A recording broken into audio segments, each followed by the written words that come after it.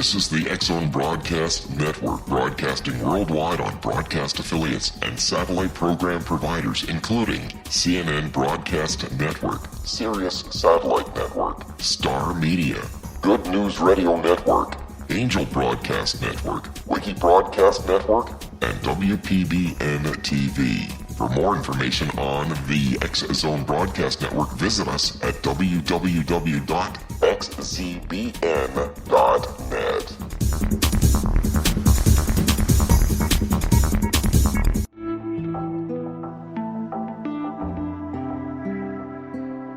Take a step back in time and discover old Florida cuisine at Marsh Landing Restaurant in Fellsmere. Enjoy delicacies such as frog legs, gator tail, catfish, and swamp cabbage, or enjoy the more traditional cuisine like hand-cut Angus steaks, ribs, and seafood. Join us for breakfast with a southern flair featuring sweet potato pancakes, biscuits and gravy, and much more. Planning a party? Marsh Landing's private dining room can accommodate groups from 8 to 80 people. While you're visiting, enjoy the historic pictures, artifacts, and stories that line the walls. Marsh Landing is truly a unique experience. Marsh Landing Restaurant, 44 North Broadway in historic Fellsmere, or visit marshlandingrestaurant.com. Marsh Landing, Old Florida cuisine at its best.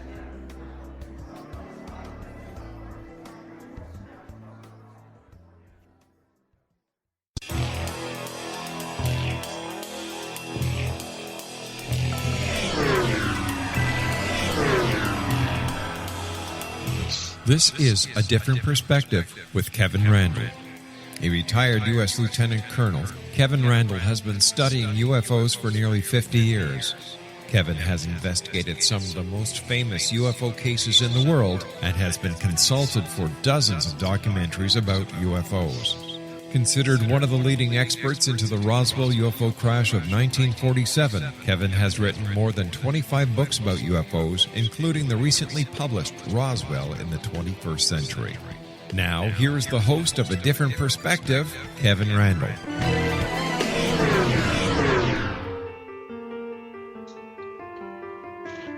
And good evening. We are back. And I would like to say before we started, winter has come. For those of you who are paying attention, I've had to shovel my driveway every Sunday for the last 3 weeks, and I'm getting annoyed with it already. Now, normally, if I was a real radio announcer, I would drop into my radio voice and say, tonight, on a very special, A Different Perspective. But all these shows are special. But the reason tonight's is kind of interesting is because it's our first international show, which means I'm sitting here in Iowa. Maybe I just should have said the United States. And my guest, Chris RUTKOWSKI, is sitting in Manitoba, Canada. So we're talking across borders, so to speak. For those of you who do not know Chris, he's a Canadian science writer and educator with degrees in both science and education. Since the mid-1970s, he's written about his investigations and research on UFOs, for which he is best known. However, he has been involved in many other writing and media projects for more than 30 years, including TV, specials, planetarium shows, I don't know what those are, planetarium shows, and newspaper columns. He has published 9 books on UFOs and related issues, a collection of short stories, and has contributed to many other volumes, both fiction and nonfiction. So some critics would say, well, Chris RUTKOWSKI writes fiction, so we can't believe what he says, which is something they say about me all the time. But I believe everything that Chris says because he's a good guy. His book on natural history was a comprehensive and historical survey of many kinds of paranormal phenomena, including ghosts, UFOs, Sasquatch, and lake monsters, and documented many of his own investigations in his recent works, which include A World of UFOs, I Saw It Too, The Big Book of UFOs. He is on Twitter and blogs at http://ufoforum.blogspot.com, and he does book reviewing for the Winnipeg Free Press and appears often on TV and radio programs. He teaches courses on communications and is past president of the Manitoba Writers Guild and the Royal Astronomical Society of Canada, the Winnipeg Center. He has recently was appointed the new moderator and administrator of UFO Updates, which was founded by the late Earl Bruce Knapp. Now that I've just blown the first segment here with all that chatter. Welcome, Chris. Thank you very much, Kevin. That's quite a bio there for you. Well, I'm trying to catch up with you. You know, I'm a few hundred books behind, I think. Oh, I'm thinking 647, but that's just a round number. Okay. So you've been investigating UFOs. I think you sort of confine your research, or you emphasize research to Canadian UFO reports. Would that be correct? For the most part, yes.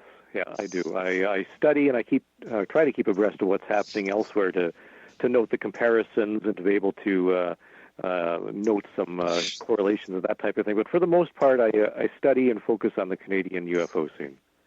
Well, I think all of us, no matter what country we happen to reside in, look beyond our borders, although I know in the United States we tend to be a little bit American-centric on that, and sometimes ignoring the important cases that happened in other countries and other continents and other planets. I don't know, whatever. So you've been compiling statistics that show I guess correlation between UFO sightings and those that are not necessarily true or misidentifications and that sort of thing. Is that meandering statement sort of correct? Well, since the late 1980s, I've been putting up what's called the Canadian UFO Survey, in which I collect as many official UFO reports that have been recorded from all across Canada, and compiling them and trying to do some analysis. Because back then I was wondering, what does the UFO phenomenon really look like? How many people are seeing them? How many cases are in the east part of the country versus the west? Do they resemble each other in some way? Are there more reds than whites and that type of thing? Just so I get an understanding of what was actually being seen, because we see so many interesting stuff on TV and some sensational tabloid information. I want to know what was really being seen by people. I mean, this is the foundation of the entire UFO phenomenon is the UFO report. And I wanted to look at the reports. Chris, I need to interrupt you because we're going to have to take a break. I told you this would be a short segment. You can find more about Chris at UFO Forum. It's uforum.blogspot.com. And we discuss these things at www.kevinrandle.blogspot.com. And we will return in just a moment.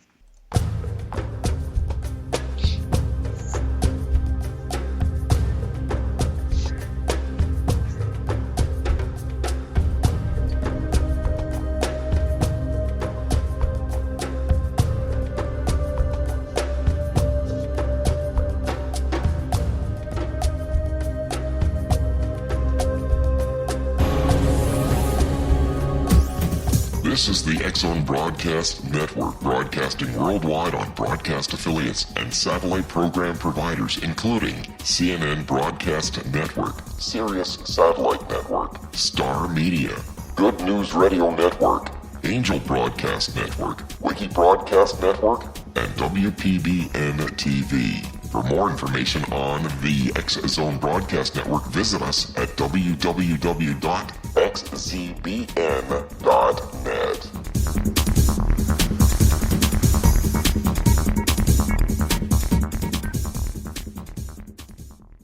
How would you like to be able to read other people's minds? Well, the next best thing is here. When you know how to read a person's name, you know how the person thinks, feels, and behaves. Each letter in our name holds a key to unlock our true essence. Our name contains both our gifts and challenges in this lifetime. Mnemology science discovers personality secrets hidden in the placement of the letters of our names, including the first and last impression people remember about us. Sharon shows us how to interpret the arrangement of letters as outlined in her book, Know the Name, Know the Person. Sharon Lynn Wyeth created mnemology science after 18 years of research and testing her theories, and has supported thousands of people around the world in understanding themselves and others better. You'll enjoy Sharon's unique teachings as she shares her system to learn the gifts behind your given birth name. Even if you don't like your birth name, there are jewels in this book. If you're thinking of changing your name, ready to name your child, or wanting to get along better with others, this is the book for you. If you'd like to improve your relationships and change your life for the better, get the book today, Know the Name, Know the Person, or visit www.knowthename.com. That's www.knowthename.com.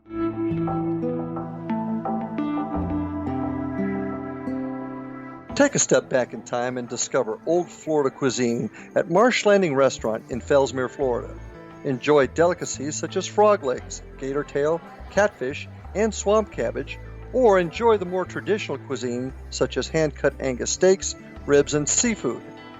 Join us for breakfast with a southern flair featuring sweet potato pancakes, biscuits and gravy, and much more.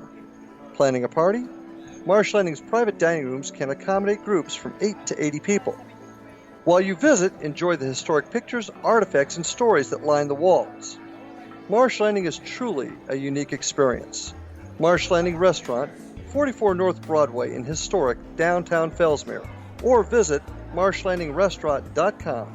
Marsh Landing, old Florida cuisine at its best.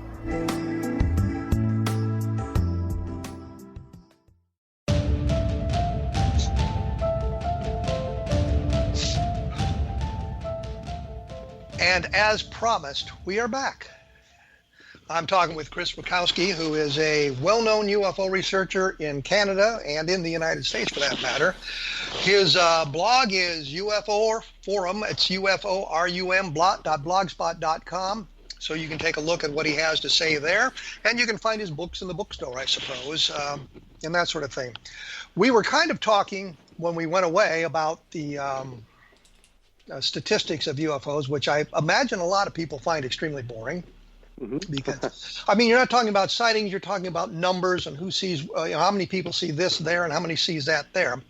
And I know that a lot of people are more interested in not the statistics, but what they've actually seen. I mean, what are some of the best UFO cases that you've investigated? Some of the ones that you find the most exciting? Well, certainly some of the most interesting ones are the ones that involve some structured craft that people have said to see, not just the lights in the sky, but things that people said that they observed that perhaps landed and took off and that type of thing. And there's some fascinating cases in Canada over the years. And as a matter of fact, Kevin, I think I want to focus on next year. And the reason I want to do that is because 1967 was an interesting year for UFOs, not only in Canada but around the world. And 2017 marks the 50th anniversary of some of the most interesting and classic UFO cases that some people may not be familiar with, and yet they are probably, in some cases, better than Roswell. And there's two that I can think of. There's actually a third one I'd like to mention, too, but there's one that happened, the Shag Harbor UFO crash that happened in October of 1967 just off the coast of Nova Scotia. There was one, a very fascinating case in May of 1967, the Falcon Lake case, which happened in Manitoba. And there was one that happened in Alberta, Canada, in August of 1967, which involved the investigation of possibly the first crop circles ever found in North America. And these three, I think, are very significant. There are many, many other cases that happened in Canada. In fact, a number of people have called it the year that the world was invaded by UFOs in 1967. But these particular cases are really strange, and I think they deserve an additional look. And I was actually, even though one case happened in 1967, I was involved in the investigation when it was reopened a number of years later.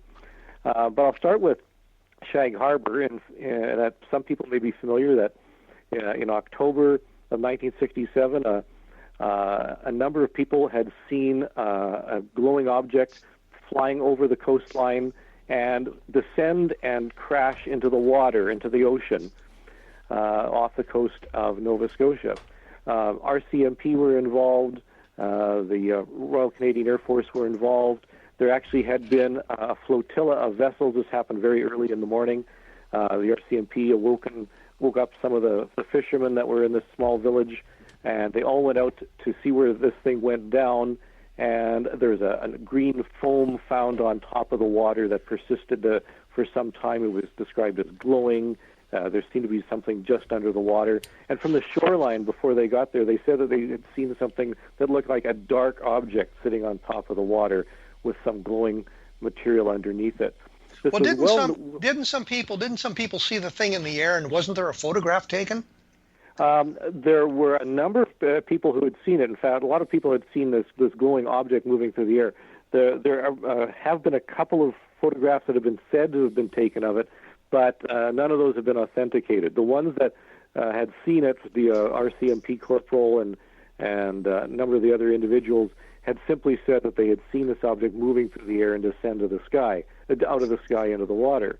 Now, what's interesting is that this case is documented. It's a UFO crash that is actually documented. There are official government records that say something actually crashed into the water, which makes it different than Roswell, because here we have a UFO seen in the sky and reported through official channels and falls into the sky, out of the sky into the ocean. Now, there's stories that a number of people had seen Navy frogmen dragging something out of the water a number of days later. We do know that the United States Navy had a base and was doing some operations not far away from there. So there does seem to be a connection. And even though, we talked about this being Canadian-focused, the United States plays a very important role in actions on both sides of the border. So the Americans were involved. And it's interesting that there was a recommendation by the Royal Canadian Air Force that somebody go in with the Navy and find whatever it was that was underneath the water. Unfortunately, there's no official record of anything being found, and eventually people forgot about the case and it was dropped. However, in public memory, the stories of this incident kept on going. As a matter of fact, there is a Shag Harbor UFO Festival just like the Roswell UFO Festival every year. And this year marks the 50th anniversary, and there's actually going to be a celebration and a UFO conference in Nova Scotia to mark that. So, fascinating case, and it's been popularized over the years a number of times. Well, weren't Don Ledger and Chris Stiles, two Canadians, sort of responsible for bringing the case back to the forefront? Didn't they do an awful lot of the research? Absolutely. As a matter of fact, Don wrote his book, Dark Object, which was a fascinating study. He managed to interview many of the original witnesses, including some of the Air Force and RCMP personnel. So it was very interesting, and we do have the documentation. They were able to obtain some of the documentation. So we have these official files that talk about what really is going on, and through the persistence of Chris Stiles and Don Ledger, the conference has been going on for a number of years now, every year, but this 50th year in 2017 is going to be something very special indeed. Well, when you say they're documents, what do the documents say? Do they say there's a UFO? Do they say I guess present some kind of a nonsensical explanation for what happened? Like we get here in the United States, we have a nice UFO sighting, and pretty soon we've got a bunch of really dumb explanations for it. And I just wonder if, do these documents say it's a UFO? Do they attribute it to aliens? Do they do any of that sort of thing? They actually call it a UFO, unidentified flying object, and there is no explanation offered. It simply states the fact that this is what was reported, the sequence of events, who saw it, and so forth. No explanation was ever put forth, and it remains open to this day. So that's another interesting factor why we think it's more important than Roswell in some ways, because we have no official explanation, no dummies dropped from airplanes, no balloons or anything like that. There is no explanation. I mean, the facts are that something was seen to fall into the ocean. And well, to be fair, the explanation where the dummies were dropped from balloons, dropped from airplanes. But yes, that's true. But that's another argument. Well, the question I have is, so the thing fell into the water. There's the green foam floating on the surface that persists for a while. What happened to the object? Do they have any clues where it went? What happened to it? No, in fact, the story was that divers did go down into the water to try and search for it, but nothing was ever found. Now, whether that's true or not is anyone's guess, but the official explanation is that nothing was ever found at the bottom of the ocean. So I guess I kind of was searching for, I'm getting lost in my own syntax here. What I was kind of hinting at is I had heard at one point that the object was joined by a second, and both of them sort of continued on their way, as if it was some sort of a rescue operation, continued on their way underwater and then I guess would have disappeared back into the sky. Any truth to that rumor? Nothing that I recall, no. I know that there were a number of attempts to talk to some of the individuals involved in the rescue operations and the investigations. There are great stories that abound. I did talk with one person who said that she had seen something loaded onto a flatbed truck next to the ocean in a different bay some miles away. And she swore that this was an official secret operation, that something clandestine had been taken out of the water and carted away by the United States Navy. Now, whether that's true or not is anyone's guess, but there's an incredible series of stories surrounding this. We simply don't know. All we do know, and these are some of the most significant details, is that people did see this moving through the sky. The RCMP officers did see it moving through the sky, and a number of people had seen it fall into the ocean, and a rescue effort was tried by getting a number of boats out and trying to see what was left on the ocean and poke around underneath the water, and nothing was ever found. Well, to bring this back into perspective, this, as you mentioned, happened in 1967. At the time, the Condon Committee was in session, and the Condon Committee, of course, was the University of Colorado study commissioned by the Air Force to look into UFOs. In my understanding, and reading the case file from that point of view, the Condon Committee made a phone call to Canada, their total investigation, and learned that 4 teenagers had made the initial report or something like that, and decided it wasn't necessary for them to continue the investigation, so they just kind of ignored the whole Shag Harbor thing. And I'm thinking maybe it's because it was in Canada as opposed to the United States, but I'm thinking that if I'm to investigate UFOs and we've got something like that going on, that's one of the first places I'm going to want to go is to Shag Harbor and talk to the people within days of this thing happening. But apparently that didn't happen. The investigation was conducted by, I guess, the Canadian authorities then, with the assistance of the United States. Is that correct? I'm not sure exactly how much the United States was involved, because we do know that, as you mentioned, the Condon Committee wasn't all that thrilled with it. But we do know that because both sides of the border were working very closely together on a number of UFO issues, that there would have been some cooperation and there would have been some assistance on either side. But we don't have those documents. What we do have is the first series of documents that say that something definitely happened and that an investigation was recommended, and that's where it stopped. Well, that's kind of what we can say about Roswell. Something fell, but we don't know what it was. And unlike you guys, we don't have any documentation from the military side, other than the FBI telex that said, something was found, but it may have been a balloon, but we're not sure, that kind of thing. Absolutely. So your documentation is much more, I guess, persuasive for a real strange event happening as opposed to the documentation we have for Roswell. Yes, absolutely. And of course, as I mentioned, there's a few other interesting cases that happened earlier in 1967 that add to the mystery a little bit more. Well, I want to just, before we do that, because we're getting short on time here on this segment, let me just ask this one question. The lady talked about the ever-present flatbed truck. Is there any follow-up on that? Is there anything to suggest that an object was removed and taken away on a flatbed truck, or is that... Yeah, unfortunately, because it's so long ago, that lead could not be followed up on. That was something that came to light a number of years later, and we simply are left with just a series of questions. What really happened at Shag Harbor in 1967? Was there any corroborating witnesses for that, or was this a single witness report of the flatbed truck? No, this was a single witness report, unfortunately. So we just are left wondering what exactly went on. But according to her, it was at the time of the Shag Harbor incident, it was a couple of bays over or something like that? It was, yes, it was. Shag Harbor is not too far from the city of Halifax, and that area has a number of bays and rocky areas where things could enter from the ocean and be hidden from view. So it was in one of those other bays where this was said to occur. And we do know, for example, that the United States Navy did have some operations at a bay not too far away from there. So it could have had something to do with that, or it could have had something to do with something completely different. Okay, we're going to take a short break here and get back to Chris RUTKOWSKI on this topic. I'm thinking ahead. The Falcon Lake case and that sort of thing. Two other very good, interesting cases in Canada in 1967.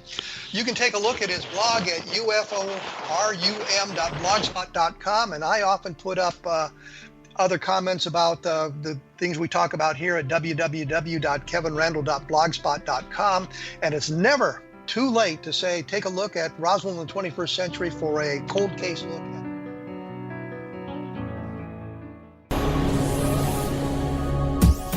This is the X-Zone Broadcast Network, broadcasting worldwide on broadcast affiliates and satellite program providers, including CNN Broadcast Network, Sirius Satellite Network, Star Media, Good News Radio Network, Angel Broadcast Network, Wiki Broadcast Network, and WPBN TV. For more information on the X-Zone Broadcast Network, visit us at www.xzbn.net.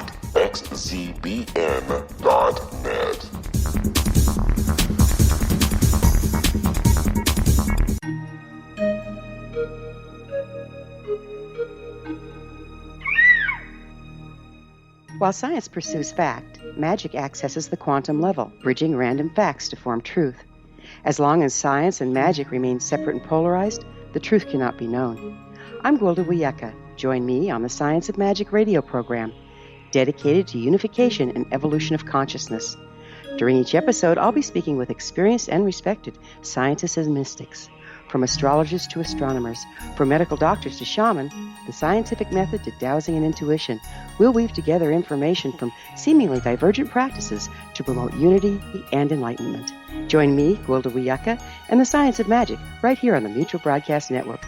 For more information, visit www.thescienceofmagic.net.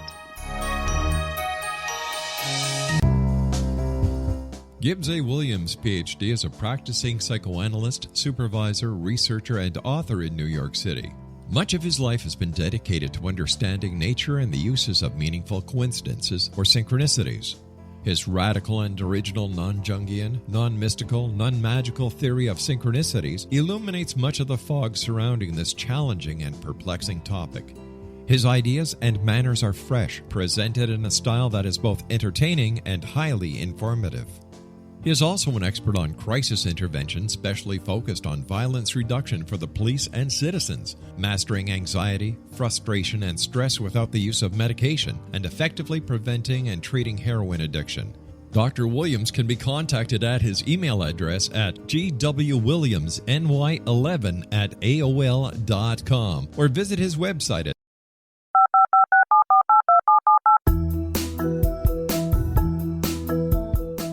Did you know that when you're on the road with limited data or Wi-Fi, you can still listen to the X-Zone Radio Show with Rob McConnell, The Science of Magic with Gwilda Wiyaka, X-1, Dimension X, Space Patrol, and every minute of the X-Zone Broadcast Network by calling 213-401-0080, courtesy of Audio Now. No smartphone, app, or internet needed. It saves your data plan, and it's free if you have unlimited minutes. Call 213-401-0080 to listen on any phone, anytime, anywhere. Remember 213-401-0080 for the best of the paranormal, parapsychology, and sci-fi radio programming anywhere, 24/7, 365. Afterlife expert Roberta Grimes was the first one to say that dying can be fun. Now her best-selling book, The Fun of Dying, is available in stores worldwide. So if you wonder whether death ends life, how it feels to die, or what heaven might be like, The Fun of Dying was written for you. And if you have always been afraid of death, or if you worry that your life has no meaning, let The Fun of Dying ease your fears and bring new meaning to your life. Nothing said in The Fun of Dying is based on the teachings of any religion. Instead, Roberta draws on evidence to explain how death happens, how it feels, and what comes next. A lot of the best death-related evidence was produced in the first half of the 20th century. When it is put together with recent discoveries, it tells a consistent and amazing story. Roberta Grimes blogs and answers questions at robertagrimes.com.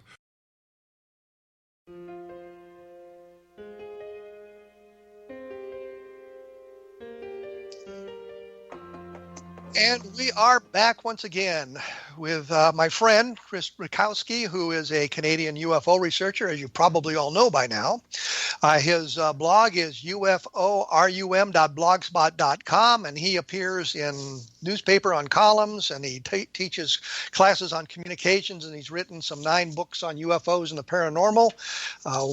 Some of which are the Big Book of UFOs, A World of UFOs, and I Saw It Too. So take a look at those if you get a chance. When we left, we were talking about Shag Harbor, and I think we pretty well mined that topic. So I thought we'd move on to Falcon Lake, which I think is a CE3 case. And for those of you who are wondering, that means that the object was very close to the ground and the entities from inside it were seen by the witness. If I'm thinking of the same case that Chris was going to talk about, which was in 1967, and he's looking at these as, we're at the 50th anniversary of some of these very important Canadian cases, and we thought we'd discuss those. So I'm going to throw it back to Chris and let him talk about Falcon Lake. Chris. Thanks, Kevin. Thank you. And it's actually a C2, not a 3. The entities were actually never seen. They were inferred.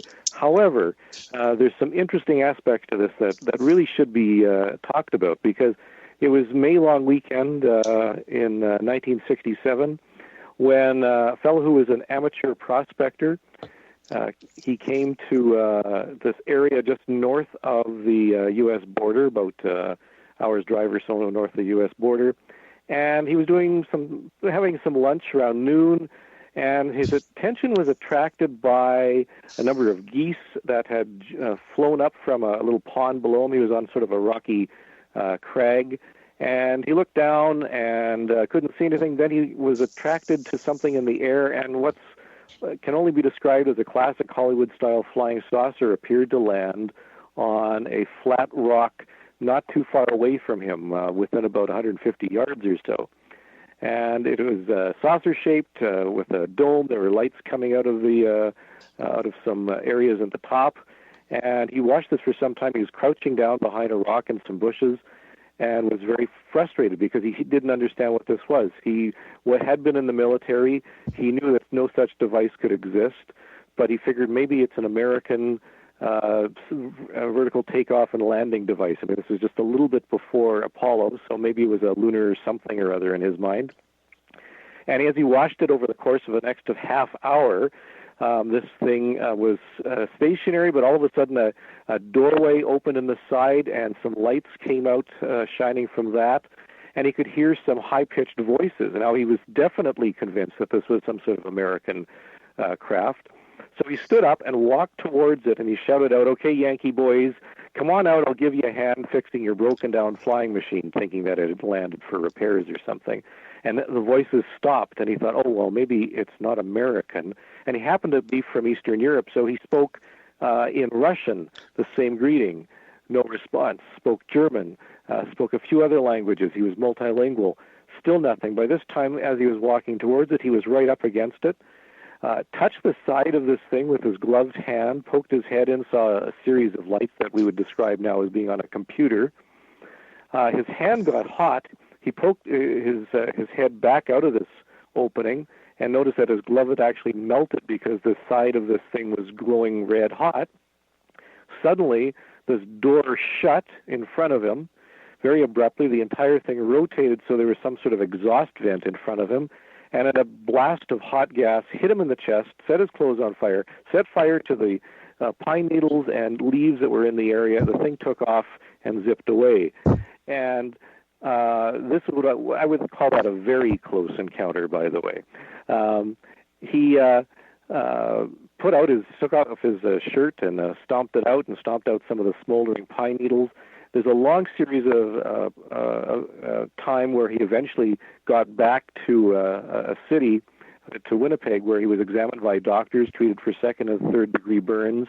Initially said he was burned by an aircraft, but then he thought, the question started saying, well, how did an aircraft get there? And he said, well, what really happened was, and he started telling a story about this flying saucer. The case was actually investigated by the Canadian Air Force, the Royal Canadian Mounted Police, and even the U.S. Air Force. The Condon Committee had sent a number of individuals up to study the case as well. And it's interesting that in the Condon report itself, the case is listed in the index as unexplained, unidentified, even though in the body of the case, the Condon report committee itself said that the case was probably a hoax, nothing to really worry about. And yet, we have a fellow who was physically burned by something. The site was eventually found.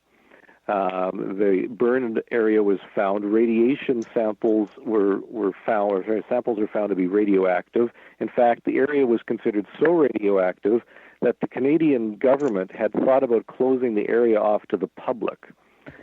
We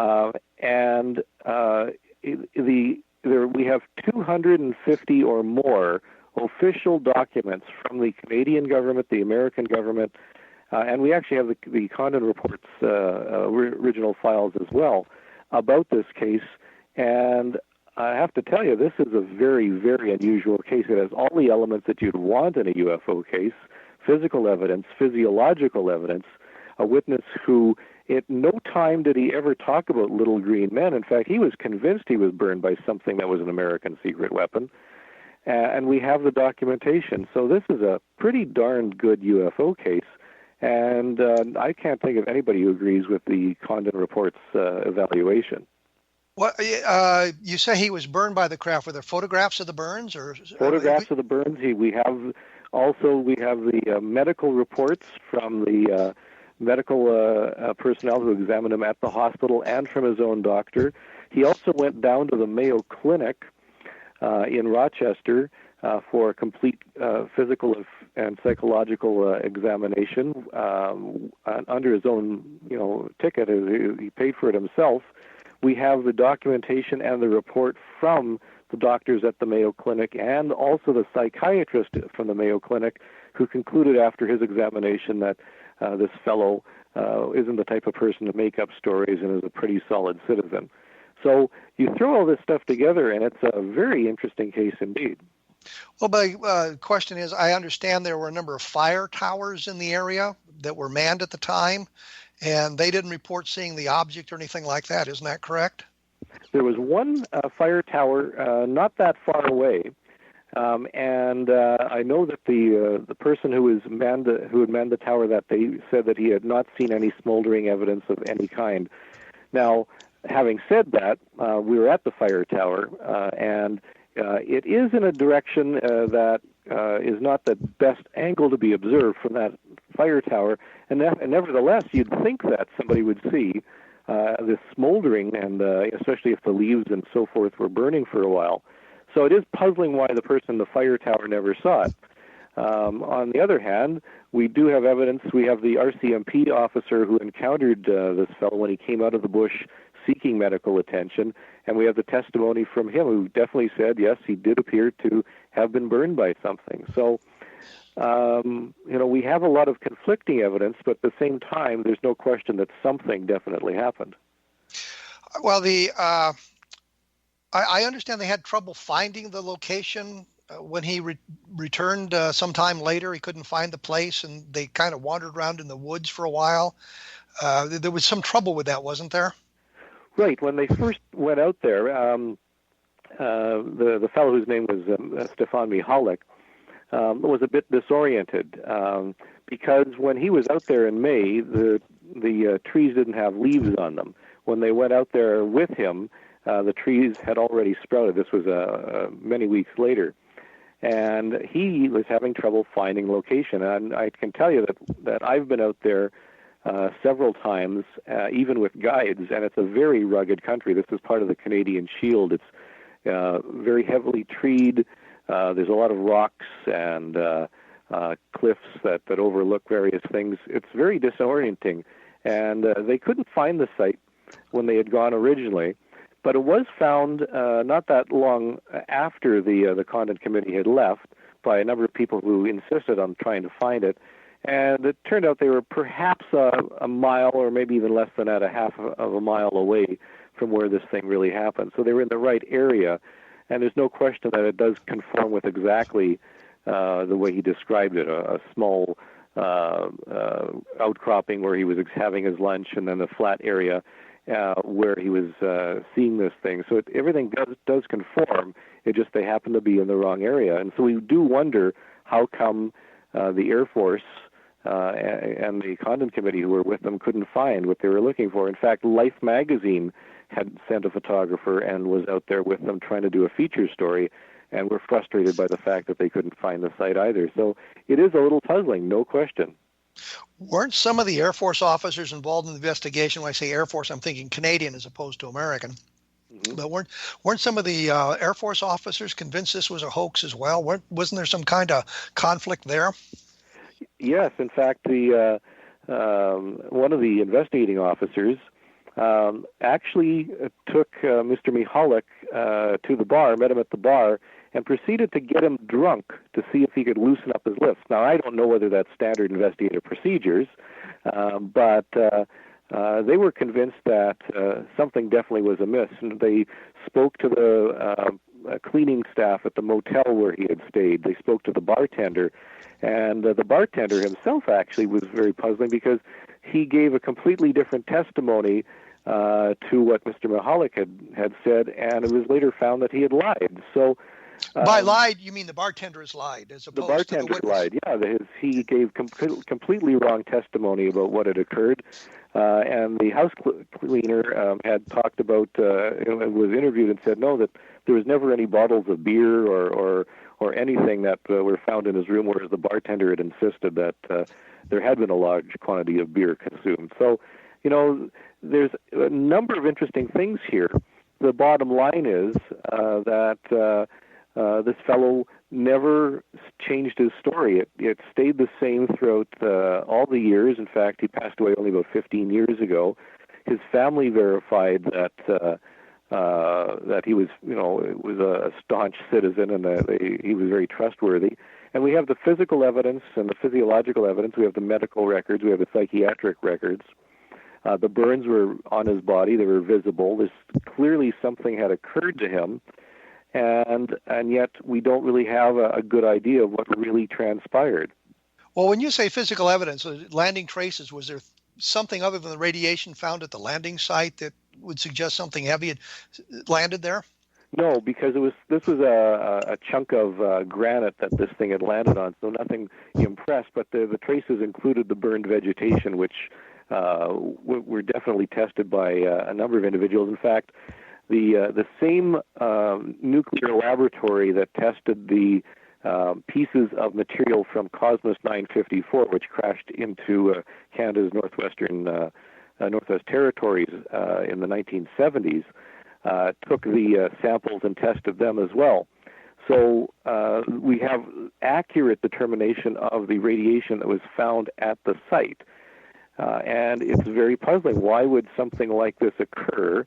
And why would somebody, if it is a hoax, go to such lengths to protract this? I mean, this person was physically burned as well as radiation, and we have all these other individuals that were involved. So it's very puzzling indeed. Well, we're going to have to take a quick break here. Once again, Chris can be found at UFORUM.blogspot.com, and you can find more discussions about UFOs at www.kevinrandle.blogspot.com, and we will be back after a short break, so stick around.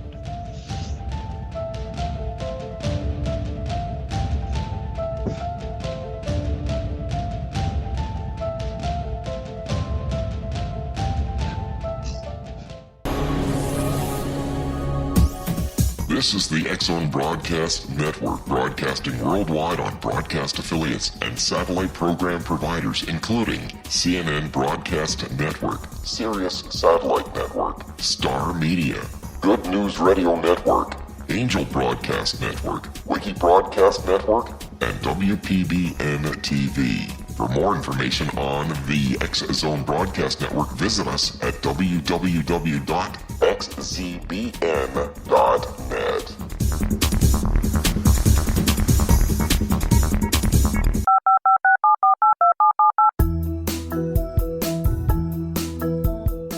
Did you know that when you're on the road with limited data or Wi-Fi, you can still listen to the X-Zone Radio Show with Rob McConnell, The Science of Magic with Gwilda Wiyaka, X-1, Dimension X, Space Patrol, and every minute of the X-Zone Broadcast Network by calling 213-401-0080, courtesy of Audio Now. No smartphone, app, or internet needed. It saves your data plan, and it's free if you have unlimited minutes. Call 213-401-0080 to listen on any phone, anytime, anywhere. Remember 213-401-0080 for the best of the paranormal, parapsychology, and sci-fi radio programming anywhere, 24/7, 365.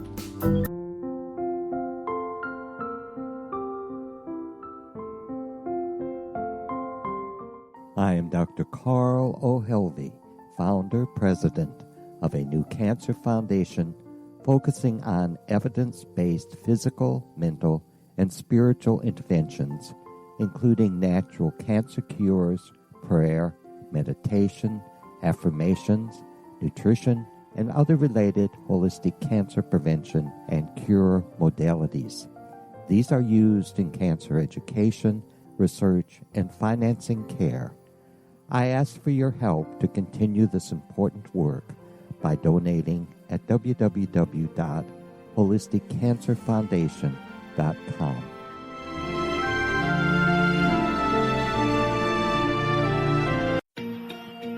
Wouldn't you love to know the secret to everything?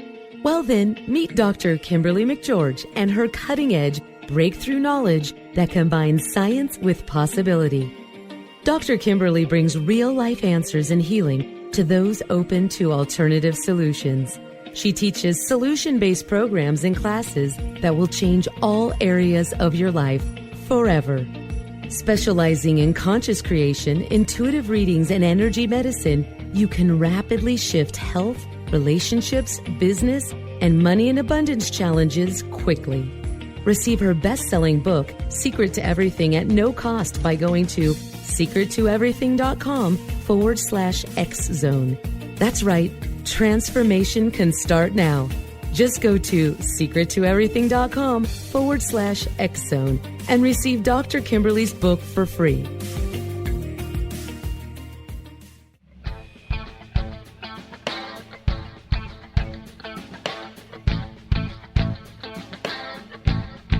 What Happened in Benghazi is revealed by Nicholas Genix, author of Obama, Islam, and Benghazi. He informs the American people that President Obama deceived them by advocating a strong foreign policy prior to the 2012 presidential election, and Hillary Clinton supported this deception.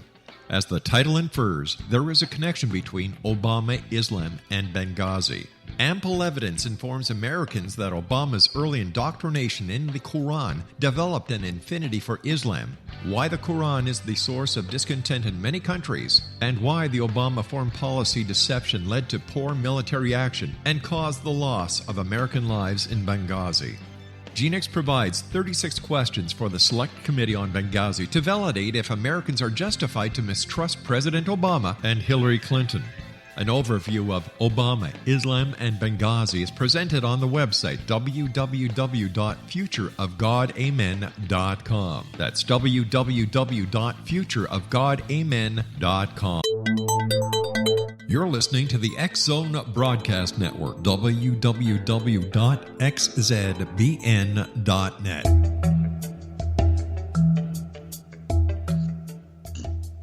And as promised, we are back. Chris, when we went away, we were just wrapping up on this Falcon Lake case, and I asked you during the break if there was something else going on, and you mentioned that there was a book coming out about this in the next year or so. Yes, back in the year following this case, a book was published about it, which has been long out of print.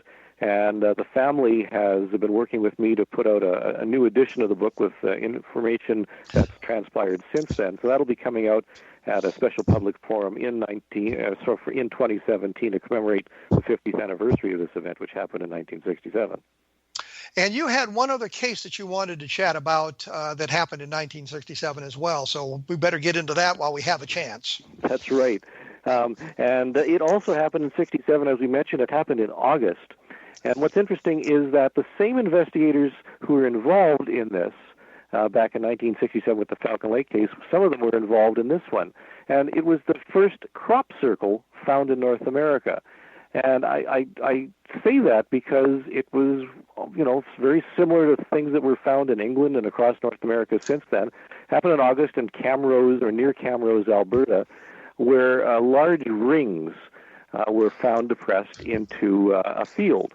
Now, this was actually investigated by the Royal Canadian Mounted Police and the Royal Canadian Air Force.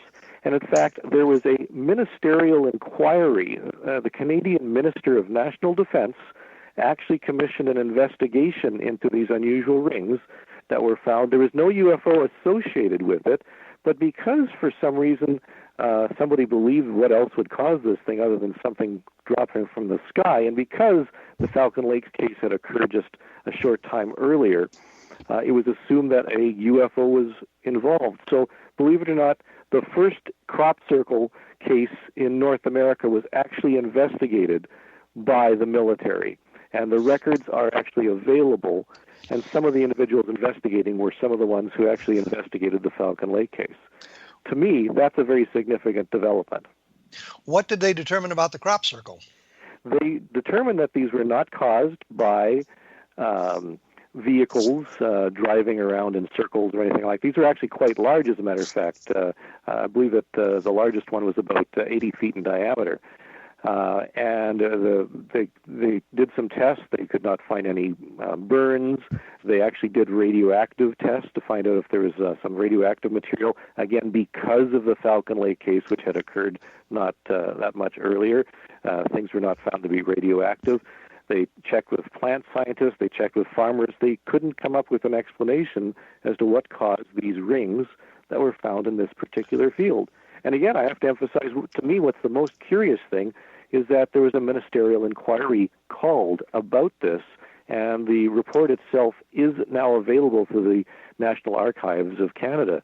It's very puzzling indeed. And what's possibly more curious is that the minister involved at the time was none other than Paul Hellyer, who has achieved some fame recently because of his comments about tall white aliens and creatures coming to Earth and visiting, because he's of the opinion that we are in fact being visited. But back in 1967, he was actually in charge of investigations of UFOs, and although he doesn't really talk much about his previous interests. Well, when you talk about circles, I mean, are they just circles, not these elaborate displays that we've seen from England, for example, is just circles, and it was at the whole thing, a big circle or just sort of a rim type thing? Yeah, I would describe it as the rim of a bowl, not the inside part, just these an impressed circle, not a pie plate, I suppose. Were there many of them? There were two. There were two, and they were quite an anomaly. And you have to understand, this was 1967. This is long before anything was first discovered in England first, and then progressed into North America, as most people believe. And for me, it does say that something very unusual was occurring in Canada in 1967, because we have Falcon Lake, then these unusual rings, and then Shag Harbor, all in the same year, all within a matter of a number of months. So 67, very interesting case. And I have to say, even though we've been talking about old cases 50 years ago, Canada has kept up its share of reports over the years. In fact, I'm just in the process, just before we started recording this, I'm working on the 2016 Canadian UFO survey, and there's about 1,000 UFO reports in Canada that were recorded last year, and going through them all was quite a chore, let me tell you.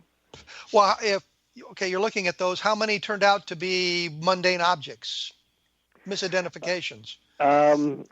Unfortunately, the ratio is pretty small in terms of most of them are cases I can find some pretty simple explanations for. There's some that I simply don't have enough information. I would say out of the 1,000, and we don't actually put out the report until about March or April in 2017, but just from what I've been seeing so far, and about halfway through, I would say maybe there's a handful or two that make me scratch my head and make me wonder what's going on. Well, something that we've talked about before on the program, not you and I, but others, is the fact that the cases aren't quite as exciting or as robust as they were 50 years ago. Things falling out of the sky and crashing into Shag Harbor and that sort of thing. Are you seeing the same thing? Are the cases pretty mundane? Meaning, maybe they're alien, maybe they're not, but you don't have any spectacular sightings of occupants or landings or anything like that? I think what's interesting is that the really bizarre cases like happened 50 years ago have really fallen off the radar, pardon some puns and whatever. But the trace cases are almost vanished. Ted Phillips, compiled a great collection of UFO trace cases, but very few of those are around anymore. So I'm not sure what's going on, although there still are some cases which are puzzling, but we just don't have the substance that happened in the heyday, let's say, from the 1960s. Photographs. How about photographs? Many photographs, as a matter of fact. I would say that probably a quarter to a third of all the reports in the MUFON database have probably accompanying photographs, and other groups that have files that we draw on for Canadian UFO Survey have many reports, many photos as well. The trouble is, I think you need a license to use a cell phone camera, because many of the reports we get are simple lens flares. Many turn out to be balloons, birds, and so forth. And people will say, "I took the photo and I looked at it on a computer screen sometime later, and it, for me, it's mysterious, but it's something that's pretty ordinary." So I would say, unfortunately, the vast majority of UFO photos that I'm looking at turn out to have pretty prosaic explanations. Well, I think we could say that about the whole history of UFO photographs when you get right down to it. The thing that I wonder is, are you seeing a lot of hoaxes, photographic hoaxes, because of the technology available makes it much easier for the 10-year-old kid with a computer to make a pretty impressive UFO photograph? I would say that for the most part, no. I don't. The cases we're getting with photographs are, for the most part, people who just simply don't know the optics of cameras and cell phones. Very few people are attempting to pull the wool over on our eyes, because we can come up with explanations for the vast majority of them. So I'd have to say the number of hoaxes are pretty small, but at the same time, we do get reports now of drones and kites with LED lights on them and that type of thing. Whether they fall into the same category as hoaxes or not is hard to say, although there are a couple of those that are UFO shaped, so we're certainly getting some of those. But when you're talking about the drones, I think if somebody's flying a drone and somebody takes a photograph, I don't think they're really trying to create a hoax unless they're working in collusion with one another. I think if it was just somebody's flying his drone and somebody else sees the lights on it and may just snap a photograph, not being aware of the drone being in the area. And that would seem to me be very difficult to identify unless you can see something on the photograph that gives it away. Absolutely. I mean, there are some characteristics. A number of people have already done some photographic analyses of drones in flight at night. So it is easy to see some of the characteristics in some of the photos and videos that people are producing. But for the most part, I agree. I don't think people are deliberately hoaxing doing that right now.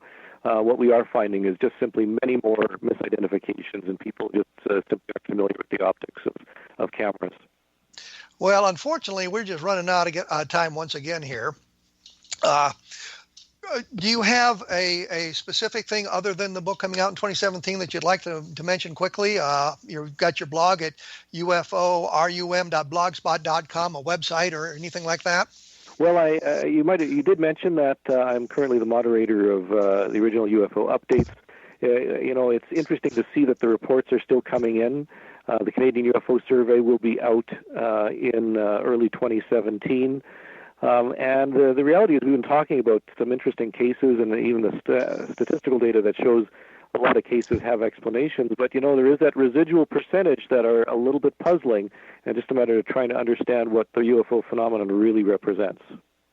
Well, Chris, I thank you for taking time to share this information with us. It's been enjoyable. And you look like you're quite the qualified guy to be looking into UFO sightings. So I thank you very much for joining us here on A Different Perspective. Thank you. Glad to be here. Okay.